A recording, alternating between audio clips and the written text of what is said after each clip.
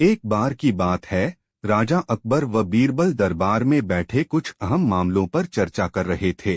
तभी बीरबल ने अकबर से कहा, मुझे लगता है कि ज्यादातर पुरुष जोरू के गुलाम होते हैं और अपनी पत्नियों से डर कर रहते हैं। बीरबल की यह बात राजा को बिल्कुल भी पसंद न आई। उन्होंने इस बात का विरोध किया। इस पर बीरबल भी अपनी बात मनवाने पर अड़ गए। उन्होंने राजा से कहा कि वे अपनी बात को सिद्ध कर सकते हैं, मगर इसके लिए राजा को प्रजा के बीच एक आदेश जारी करवाना होगा। वह आदेश यह था कि जिस पुरुष के अपनी पत्नी से डरने की बात सामने आएगी, उसे दरबार में एक मुर्गी जमा करानी होगी। राजा बीरबल की इस बात पर तैयार हो गए। अगले ही दिन प्रजा के बीच आदेश कराया गया कि अगर यह बात सिद्ध हो जाती है कि कोई पुरुष अपनी पत्नी से डरता है, तो उसे दरबार में आकर बीरबल के पास एक मुर्गी जमा करवानी होगी। फिर क्या था, देखते ही देखते बीरबल के पास ढेरों मुर्गियां इकट्ठा हो गईं और सैकड़ों मुर्गियां महल के बगीचे में घूमने लगीं। अब बीरबल राजा के पास पहुंचे और बोले, महाराज, महल में इतनी मुर्गियां इकट्ठा हो गई हैं कि आप एक मुर्गी खाना खोल सकते हैं, इसलिए अब आप इस आदेश को वापस ले सकते हैं। मगर महाराज ने इस बात को गंभीरता से नहीं लिया और महल में मुर्गियों की संख्या धीरे धीरे और भी ज्यादा बढ़ने लगी। इतनी अधिक मुर्गियां महल में जमा हो जाने के बाद भी जब राजा अकबर बीरबल की बात से सहमत नहीं हुए, तो बीरबल ने अपनी बात सिद्ध करने के लिए एक नया उपाय निकाला। एक दिन बीरबल राजा के पास गए और बोले, महाराज, मैंने सुना है कि पड़ोस के राज्य में एक बहुत की खूबसूरत राजकुमारी रहती है। अगर आप चाहें तो क्या मैं आपका रिश्ता वहां पक्का कर आऊं? यह सुनते ही राजा चौंक उठे और बोले, बीरबल, तुम ये कैसी बातें कर रहे हो? महल में पहले से ही 2 महारानियां मौजूद हैं। अगर उन्हें इस बात की भनक भी लगी तो मेरी खैर नहीं होगी। यह सुनकर बीरबल ने तपाक से जवाब दिया, चलिए महाराज, फिर तो आप भी मेरे पास 2 मुर्गियां जमा करा ही दीजिए। राजा बीरबल का ऐसा जवाब सुनकर शर्मा गए और उन्होंने अपना आदेश उसी वक्त वापस ले लिया। कहानी से सीख। अकबर बीरबल की इस कहानी से हमें यह शिक्षा मिलती है कि बातों की चतुराई से हम किसी भी बात को मनवा सकते हैं। जरूरत है तो बस बीरबल की तरह चतुराई से अपना पक्ष रखने की। दोपहर का समय था। राजा अकबर अपने दरबार में बैठे कुछ सोच रहे थे। अचानक उन्हें बीरबल की कही हुई एक बात याद आई। उन्हें याद आया कि एक बार बीरबल ने उन्हें एक कहावत सुनाई थी, जो कुछ इस तरह से थी, खाने के बाद लेटना और मारने के बाद भागना एक सयाने मनुष्य की निशानी होती है। राजा सोचने लगे, अभी दोपहर का समय है, यकीनन बीरबल खाने के बाद सोने की तैयारी में होगा। चलो आज उसकी बात को गलत साबित किया जाए। यह सोचकर उन्होंने एक सेवक को आदेश दिया कि इसी वक्त बीरबल को दरबार में उपस्थित होने का संदेश दिया जाए। बीरबल अभी खाना खाकर बैठे ही थे कि सेवक राजा का आदेश लेकर बीरबल के पास पहुंचा। बीरबल आदेश के पीछे छिपे राजा की मंशा भली भांति समझ गए। उन्होंने सेवक से कहा, तुम थोड़ी देर रुको, मैं कपड़े बदलकर तुम्हारे साथ ही चलता हूँ। अंदर जाकर बीरबल ने अपने लिए एक तंग पजामा चुना। पजामा तंग था तो उसे पहनने के लिए उन्हें बिस्तर पर लेटना पड़ा। पजामे को पहनने का बहाना कर वे थोड़ी देर बिस्तर पर ही लेटे रहे और फिर सेवक के साथ दरबार की ओर चल दिए। दरबार में राजा बीरबल की ही राह देख रहे थे।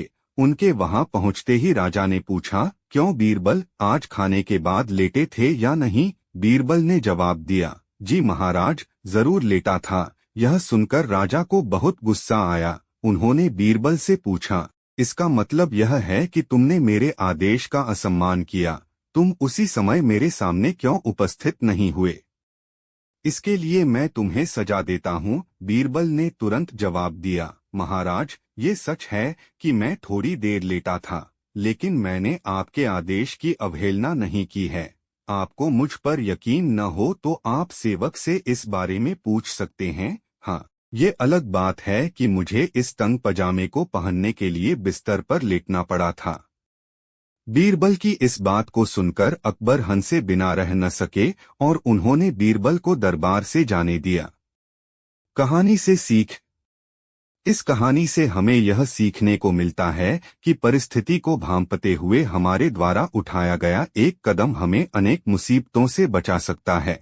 एक बार की बात है, बीरबल को दरबार आने में देरी हो गई। राजा अकबर बेसब्री से बीरबल का इंतजार कर रहे थे। जैसे ही बीरबल दरबार में पहुंचे, अकबर ने उनसे देरी का कारण पूछा। बीरबल कहने लगे कि आज जब वह घर से निकल रहे थे तो उनके छोटे छोटे बच्चों ने उन्हें रोक दिया और कहीं न जाने की जिद करने लगे। किसी तरह बच्चों को समझा बुझाकर निकलने में ही देरी हो गई। राजा को बीरबल की इन बातों पर बिल्कुल यकीन नहीं हुआ। उन्होंने सोचा कि बीरबल देर से आने का झूठा बहाना कर रहे हैं। उन्होंने बीरबल को कहा कि बच्चों को मनाना इतना भी कठिन काम नहीं है। अगर वे ना माने तो थोड़ा डांटपट कर उन्हें शांत किया जा सकता है। वहीं बीरबल इस बात से परिचित थे कि बच्चों के मासूम सवालों और जिद को पूरा कर पाना बेहद मुश्किल होता है। जब अकबर इस बात से संतुष्ट न हुए तो बीरबल को एक उपाय सूझा। उन्होंने राजा के सामने एक शर्त रखी। उन्होंने कहा कि वह इस बात को सिद्ध कर सकते हैं कि छोटे बच्चों को समझाना बहुत मुश्किल होता है, लेकिन इसके लिए उन्हें एक छोटे बच्चे के जैसे व्यवहार करना होगा व राजा को उन्हें समझाना होगा। राजा इस शर्त के लिए तैयार हो गए। अगले ही पल बीरबल एक बच्चे के जैसे चिल्लाने और रोने लगे। राजा ने उन्हें मनाने के लिए उन्हें अपनी गोद में उठा लिया। बीरबल गोद में बैठकर राजा की लंबी मूंछों से खेलने लगे।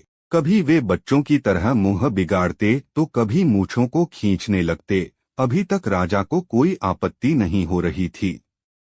जब बीरबल मूंछों से खेलकर थक गए तो गन्ना खाने की जिद करने लगे। राजा ने बच्चा बने बीरबल के लिए गन्ना लाने का आदेश दिया। जब गन्ना लाया गया तो बीरबल ने नई जिद पकड़ ली कि उन्हें छिला हुआ गन्ना चाहिए। एक सेवक द्वारा गन्ने को छिला गया। अब बीरबल जोर जोर से चीखने लगे कि उन्हें गन्ना छोटे छोटे टुकड़ों में कटा हुआ ही चाहिए। उनकी जिद को पूरा करने के लिए गन्ने को छोटे छोटे टुकड़ों में काटा गया। जब राजा ने इन टुकड़ों को बीरबल को खाने के लिए दिया तो बीरबल ने उन टुकड़ों को जमीन पर फेंक दिया। राजा को यह देखकर बहुत गुस्सा आया। उन्होंने गुस्से से बीरबल से पूछा, तुमने गन्ने को नीचे क्यों फेंका? चुपचाप से इसे खा लो। डांट सुनकर बीरबल अब और भी जोर से रोने व चीखने लगे। अकबर ने प्यार से पूछा, कहो बीरबल, तुम क्यों रो रहे हो? बीरबल ने जवाब दिया, मुझे अब छोटा नहीं एक बड़ा गन्ना चाहिए। अकबर ने उन्हें एक बड़ा गन्ना लाकर दिया, लेकिन बीरबल ने उस बड़े गन्ने को हाथ तक नहीं लगाया। अब राजा अकबर का गुस्सा बढ़ रहा था। उन्होंने बीरबल से कहा कि तुम्हारी जिद के अनुसार तुम्हें बड़ा गन्ना लाकर दिया गया है, तुम इसे न खाकर रो क्यों रहे हो? बीरबल ने जवाब दिया, मुझे इन्हीं छोटे छोटे टुकड़ों को जोड़कर एक बड़ा गन्ना खाना है। राजा ने बीरबल की इस जिद को सुनकर अपना सिर पकड़ लिया और अपनी जगह जाकर बैठ गए।